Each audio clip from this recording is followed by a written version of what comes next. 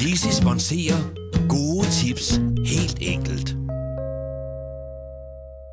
I dag skal vi høre om tøjvask her hos Mirella, der gerne vil have et par gode tips. Der findes et godt og billigt produkt, som kan gøre ufattelig meget for din tøjvask. Og det er helt almindelig husholdningseddike.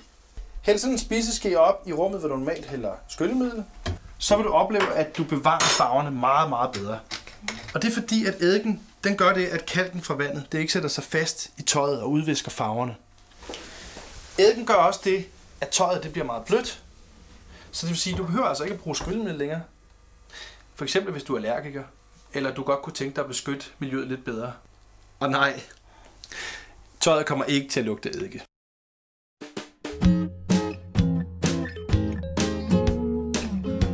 Lizzie sponserede gode tips helt enkelt.